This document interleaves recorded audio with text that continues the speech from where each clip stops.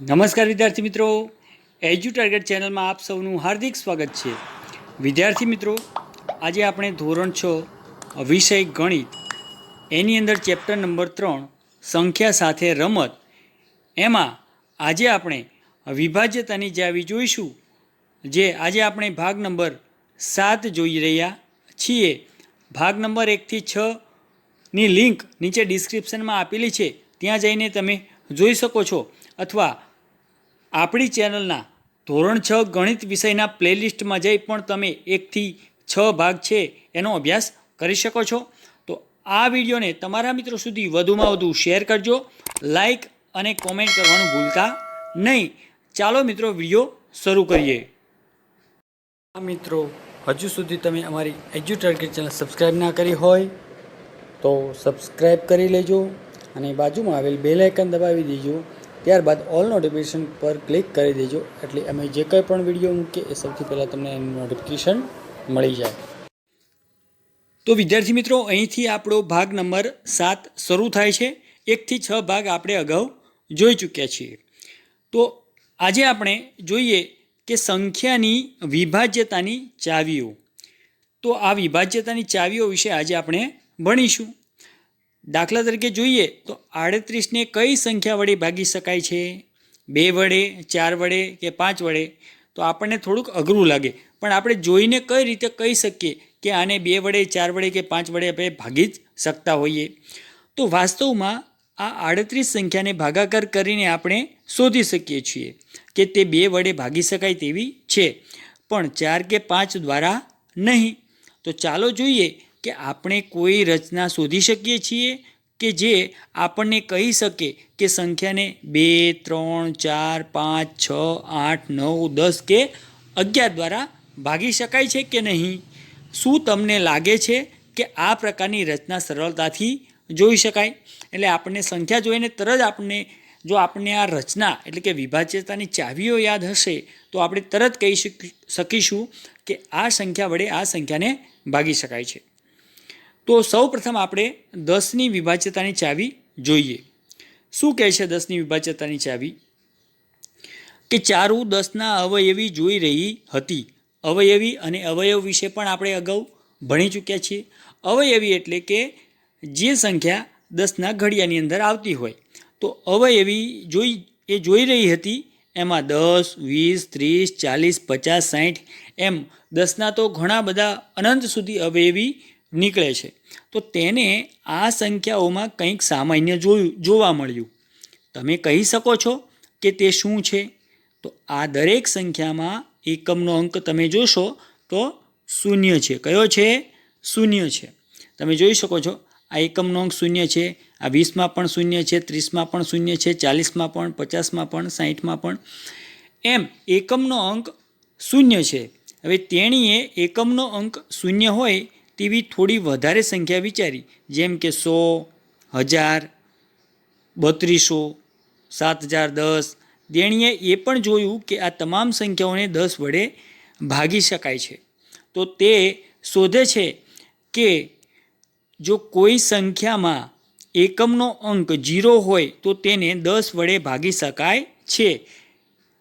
તો આ એક 10ની વિભાજ્યતાની ચાવી થઈ. આ વસ્તુ તમારે યાદ રાખવાનું કે જો કોઈ સંખ્યામાં એકમનો અંક 0 હોય તો તેને 10 વડે નિશેષ ભાગી શકાય છે.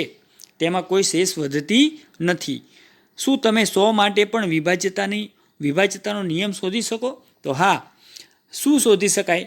કે જે કોઈ પણ સંખ્યાની પાછળ 2 શૂન્ય હોય તો તેને 100 વડે આપણે નિશેષ ભાગી શકીએ છીએ. દાખલા તરીકે 200 છે તો એમાં પાછળ 2 શૂન્ય છે તો એને ભાગી શકાય. દાખલા તરીકે 3200 તો એને પણ આપણે 10 વડે નિશેષ ભાગી શકતા હોઈએ છીએ, કારણ કે એની પાછળ 2 શૂન્ય લાગેલા છે. ચલો, હવે 10ની વિભાજ્યતાની ચાવી જોઈ. હવે 5ની વિભાજ્યતાની ચાવી જોઈએ કે મણીએ સંખ્યા 5, 10, 15, 20, 25, 30, 35માં એક રસપ્રદ રચના શોધી. શું તમે તે રચના કહી શકો છો? કે એકમનો અંક જુઓ તો આ બધી સંખ્યાઓમાં એકમના અંકના સ્થાન પર 0 એટલે કે 0 અથવા તો 5 છે. આપણે જાણીએ છીએ કે આ સંખ્યાઓને 5 વડે ભાગી શકાય છે. મણીએ 5 વડે ભાગી શકાય તેવી વધુ સંખ્યાઓ વિચારી, જેમ કે 105, 215, 6205, 3500. ફરીથી આ સંખ્યાઓમાં તેમના એકમના અંકમાં 0 એટલે કે 0 અથવા તો 5 છે. તેણે સંખ્યા 23, 56, 97 ને 5 દ્વારા ભાગાકાર કરવાનો પ્રયાસ કર્યો તો શું તે કરી શકશે? નહીં. તે તપાસો. તે નોંધે છે કે જે સંખ્યાઓમાં એકમનો અંકના સ્થાન પર 0 અથવા તો 5 હોય તેને જ 5 વડે ભાગી શકાય છે. અન્ય સંખ્યાઓમાં શેષ વધે છે. તો શું અહીંયા તમે આ એક રકમ લખી છે એને શું 5 વડે ભાગી શકાશે? તો હા.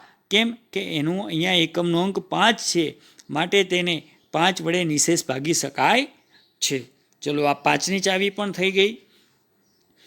હવે 2ની ચાવી જોઈએ કે 2ની વિભાજ્યતાની ચાવી કે ચારુ કેટલાક 2ના અવયવી જેમ કે 10, 12, 14, 16 વગેરેનું અવલોકન કરે છે અને 2410, 4356, 1358, 2972, 5974 જેવી સંખ્યાઓનું પણ અવલોકન કરે છે. તે એકમના અંકના સ્થાન પર કોઈ રચના શોધે છે. શું તમે કહી શકો છો આ સંખ્યાઓમાંના એકમના અંકના સ્થાન પર ફક્ત 0, 2, 4, 6 અને 8 છે? બરાબર. એટલે કે તેણી આ સંખ્યાઓનો ભાગાકાર 2 વડે કરે છે અને તેને શૂન્ય શેષ મળે છે. તો તે પણ શોધે છે કે 2467, 4829 સંખ્યાને 2 વડે ભાગી શકાય નહીં, કારણ કે તેનો એકમનો અંક અહીંયા 7 છે, અહીંયા 9 છે. જ્યારે 2ની વિભાજ્યતાની ચાવી એવું કહે છે કે આ સંખ્યાના એકમના સ્થાનના અંક પર 0, 2, 4, 6 અથવા 8 નથી, એટલે આપણે આ બંને સંખ્યાઓને ભાગી શકતા નથી. હવે એ નિરીક્ષણ કરે છે, ખ્યાલ આવે છે, નિષ્કર્ષ કાઢે છે કે જો એકમના અંકના સ્થાન પર 0, 2, 4, 6 અથવા 8 હોય તો તે સંખ્યાઓને જ 2 વડે નિશેષ ભાગી શકાય છે. આ 2ની વિભાજ્યતાની ચાવી થઈ. ચલો, હવે આવે છે 3ની વિભાજ્યતાની ચાવી કે 21, 27, 36, 54, 219 સંખ્યાઓને 3 વડે ભાગી શકાય? તો હા, ભાગી શકાય છે. શું 25, 37, 260 સંખ્યાઓને 3 વડે ભાગી શકાય? તો કે ના. શું તમે એકમના અંકના સ્થાન પર કોઈ રચના જોઈ શકો છો? તો ના, આપણને એવી કોઈ રચના મળતી નથી. આપણે જોઈ શકતા નથી કારણ કે એકમના અંકના સ્થાન પર સમાન અંક હોય, જેમ કે 27ને 3 વડે ભાગી શકાય છે પણ 17, 37ને 3 વડે ભાગી શકાય નહીં. તો ચાલો હવે 21, 36, 54 અને 219ના અંકોના સરવાળાનો પ્રયાસ કરી જોઈએ. શું તમે કંઈક ખાસ અવલોકન કરો છો? તો કે 2 + 1 એટલે 3 થાય. પછી 36ના આપણે ભાગ પાડીએ કે 3 + 6 આ બંને અંકોનો સરવાળો કરીએ તો 9 થાય છે. ત્યાર પછી 54નું આપણે અલગ અલગ સંખ્યા લઈએ તો 5 + 4 બરાબર 9 થાય છે. અને 21માં 219ની અંદર ત્રણેય અંકોનો સરવાળો કરીએ તો 12 મળે છે. તો આ તમામ સરવાળાને 3 વડે ભાગી શકાય છે. એટલે 25, 37 અને 260ના અંકોનો સરવાળો કરો તો આપણે 2 અને 5 7 થાય છે, 3 અને 7 10 થાય છે, 2, 6 અને 0, 0, 8 થાય છે. તો આ મળે છે. તો આપણને આ સંખ્યાઓને આપણે ભાગી શકતા નથી, કારણ કે એનો સરવાળો જે છે એ 3 વડે ભાગી શકાતો નથી. હવે આપણને ખ્યાલ આવે છે કે આ સરવાળાને 3 વડે ભાગી શકાય તેવું નથી. તો આપણે કહી શકીએ કે જો અંકોનો સરવાળો 3ના અવયવી છે તો પછી તે સંખ્યાને 3 વડે ભાગી શકાય છે. એટલે કે 3ના ઘડિયામાં એનો સરવાળો આવતો હોય તો આપણે એ આખી સંખ્યાને 3 વડે ભાગી શકીશું. અહીંયા એક સંખ્યા આપી છે 7221 ને 3 વડે ભાગી શકાય તો આપણે અંકોનો સરવાળો કરવો પડે. દાખલા તરીકે 7, દાખલા તરીકે 7, ત્યાર પછી 2 + 2 અને 1. હવે આનો સરવાળો કરીએ તો જોઈએ કે 7 ને 2 9, 9 ને 2 11, 11 ને 1 12. તો આ 12 તો 3ના ઘડિયાની અંદર 12 આવે છે, અથવા તો 3નો અવયવી 12 છે. તો આપણે આ આખી સંખ્યાને આપણે 3 વડે ભાગી શકીશું. ચલો, હવે આવે છે 6ની વિભાજ્યતાની ચાવી. કે શું તમે એક સંખ્યાને ઓળખી શકો છો જે 2 અને 3 બંને દ્વારા ભાજ્ય છે? આવી એક સંખ્યા 18 છે. શું 18 એ 2 × 3 = 6 દ્વારા ભાગી શકાય છે? તો હા, ભાગી શકાય છે. 18 જેવી કેટલીક વધુ સંખ્યાઓ શોધો અને તપાસો કે તે 6 દ્વારા પણ ભાગી શકાય છે. તો શું તમે ઝડપથી એક સંખ્યા વિચારી શકો છો જે 2 વડે ભાગી શકાય છે તેવી છે, પણ 3 દ્વારા નહીં? હવે 3 વડે ભાગી શકાય તેવી સંખ્યા પણ 2 વડે નહીં. એક ઉદાહરણ 27 છે. શું 27ને 6 વડે ભાગી શકાય? ના. 27 જેવી સંખ્યા શોધવાનો પ્રયાસ કરો. તો આ અવલોકનો પરથી આપણે તારણ કાઢ્યું કે જો સંખ્યાને 2 અને 3 વડે ભાગી શકાય તેવું હોય તો તેને 6 વડે ભાગી શકાય છે. આ 6ની વિભાજ્યતાની ચાવી થઈ. ચલો, હવે 4ની વિભાજ્યતાની ચાવી જોઈએ. કે શું તમે ઝડપથી 3 અંકની 5 સંખ્યાઓ આપી શકો છો કે જે 4 વડે ભાગી શકાય? આવી એક સંખ્યા 212 છે. 4 અંકની એવી સંખ્યા વિચારો. એક ઉદાહરણ જોઈએ કે 1936, 1936 છે. હવે 212 સંખ્યાના દશક અને એકમના અંકથી બનતી સંખ્યાઓનું અવલોકન કરો. તે 12 છે, જેને 4 વડે ભાગી શકાય છે. 1936 છે, 36 માટે તે 36 છે, તેને ફરી 4 વડે ભાગી શકાય છે. આવી બીજી સંખ્યાઓ સાથે આ પ્રક્રિયા કરવાનો પ્રયાસ કરો. ઉદાહરણ તરીકે 4612, 3516 અને 9532. શું સંખ્યા 286ને 4 વડે ભાગી શકાય? તો ના. હવે શું સંખ્યા 86ને 4 વડે ભાગી શકાય? તો પણ ના. હવે તેથી આપણે જોયું કે 3 અથવા વધુ અંક ધરાવતી સંખ્યાને 4 વડે ભાગી શકાય જો તેના છેલ્લા 2 અંકો દશક અને એકમના અંક દ્વારા રચાયેલી સંખ્યાને 4 વડે ભાગી શકાય તો આપણે આખી સંખ્યાને 4 વડે ભાગી શકતા હોઈએ છીએ. 10 વધુ ઉદાહરણો લઈને આ નિયમ તપાસો. 1 અથવા 2 અંકની સંખ્યાની 4 વડે વિભાજ્યતા વાસ્તવિક ભાગાકાર દ્વારા ચકાસવી જોઈએ. એટલે 4ની ચાવી એવું કહે છે કે જો છેલ્લા 2 અંકોને આપણે કોઈ પણ સંખ્યાના છેલ્લા 2 અંકોને આપણે જો 4 વડે ભાગી શકતા હોઈએ તો આખી સંખ્યાને આપણે 4 વડે ભાગી શકીએ છીએ. હવે 8ની વિભાજ્યતાની ચાવી જોઈએ કે શું સંખ્યા 1000, 2104, 1416 ને 8 વડે ભાગી શકાય? તો તમે ચકાસી શકો છો કે તેને 8 વડે ભાગી શકાય છે. તો ચાલો આપણે રચના જોવાનો પ્રયાસ કરીએ. આ સંખ્યાઓના 100, દશક અને એકમના સ્થાન પરના અંકો જુઓ. આ અનુક્રમે 30, 104, 416 છે.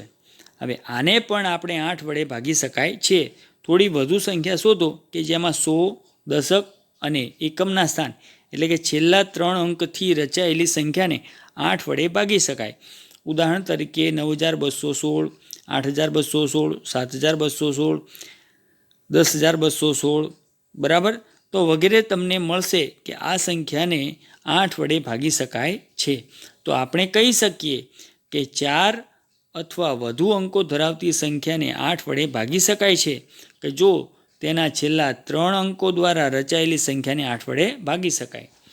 એટલે કે 8ની ચાવી એવું કહે છે કે જે 4 અંકો ધરાવતી સંખ્યા હોય એના છેલ્લા 3 અંકો જોવાના. જો આપણે એને 8 વડે ભાગી શકતા હોઈએ તો આખી સંખ્યાને આપણે 8 વડે ભાગી શકીશું.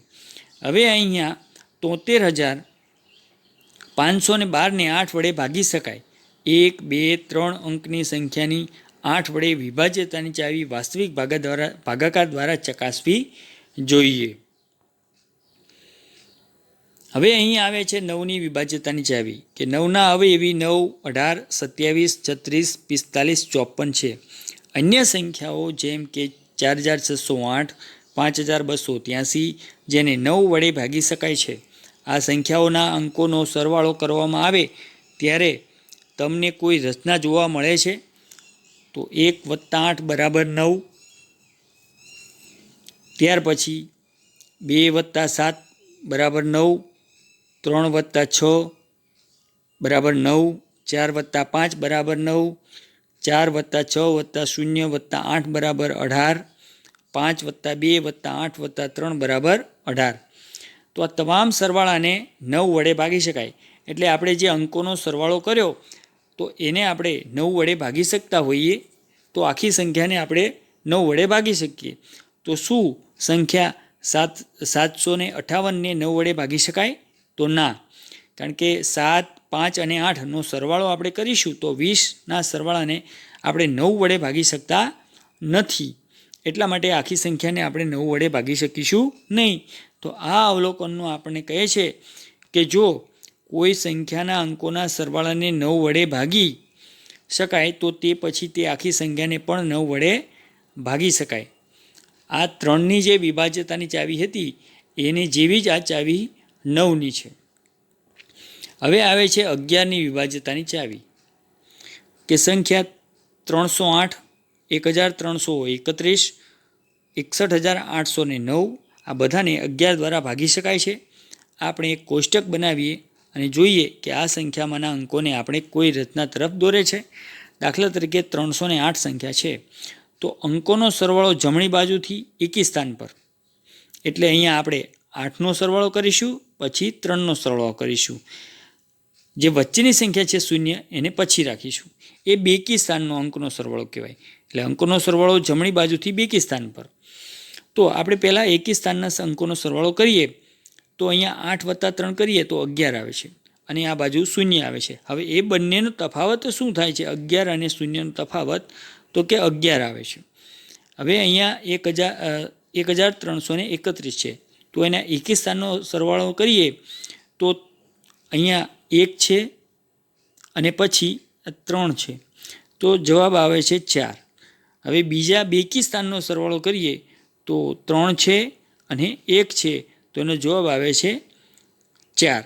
તો આ 4માંથી 4 બાદ કરીએ તો આપણને 0 મળે છે. હવે અહીંયા બીજી એક સંખ્યા છે 61809.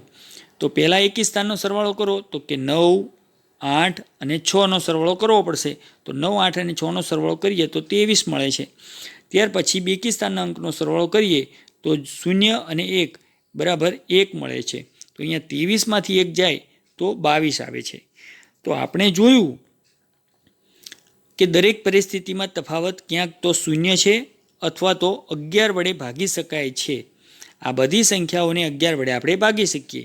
એટલે કાં તો અહીંયા તફાવત જે મળે આ બંનેનો એકી સ્થાનના અંકોનો સરવાળો કરવાનો અને બેકી સ્થાનના અંકોનો સરવાળો કરવાનો, બંને વચ્ચે તફાવત લેવાનો, એટલે બંનેની બાદબાકી કરવાની. અને જો જવાબમાં આપણને 0 મળે અથવા તો 11 વડે ભાગી શકાય એવી કોઈ સંખ્યા મળે તો આપણે એ આખી સંખ્યાને 11 વડે ભાગી શકતા હોઈએ છીએ. હવે 5081 સંખ્યા માટે આ તફાવત અંકોનો તફાવત છે તો 5 + 8 - 1 + 0 = 12 છે, જેને આપણે 11 વડે નિશેષ ભાગી શકાય નહીં. એટલે સંખ્યા 5081ને પણ 11 વડે નિશેષ ભાગી શકાતી નથી. આ 11ની જે વિભાજ્યતાની ચાવી છે એ ખાસ તમારે જોવાની છે. હવે આ રીતે જોઈએ તો કોઈ પણ સંખ્યાને 11 વડે ભાગી શકાય તેવી સંખ્યા શોધવા માટે જમણી બાજુથી એકી સ્થાને આવેલા અંકોના સરવાળા અને બેકી સ્થાનોએ આવેલા અંકોના સરવાળા વચ્ચેનો તફાવત 0 કે 11થી ભાગી શકાય તેવો હોય તો તેને 11થી વિભાજ્ય થાય છે, એટલે કે 11 વડે ભાગી શકાય છે. તો આ 11ની ચાવી થઈ કે પહેલાં એકી સ્થાનના અંકોનો સરવાળો કરવાનો અને બેકી સ્થાનના અંકોનો સરવાળો કરવાનો અને બંનેનો તફાવત લેવાનો, એટલે કે બંને વચ્ચે બાદબાકી કરવાની. અને જો જવાબમાં આપણને શૂન્ય મળે અથવા તો 11 વડે ભાગી શકાય એવી સંખ્યા મળે, 11, 22, 33, 44, 55 એવી સંખ્યા કોઈ મળે તો આપણે આખી સંખ્યાને આપણે 11 વડે ભાગી શકીએ છીએ. તો અહીં આપણે ભાગ નંબર 7 છે એ રાખીએ છીએ. હવે પછી આપણે સ્વાધ્યાય 3.3 આગળના વિડીયોની અંદર જોઈશું. તો મિત્રો, વિડીયો ગમે તો લાઈક કરજો અને તમારા મિત્રો સુધી આ વિડીયોને વધુમાં વધુ શેર કરજો. અને ચેનલ સબસ્ક્રાઈબ ના કરી હોય તો ઝડપથી સબસ્ક્રાઈબ જરૂરથી કરી લેજો. નવા વિડીયો અને વિષય સાથે ફરી મળીશું. ત્યાં સુધી આવજો.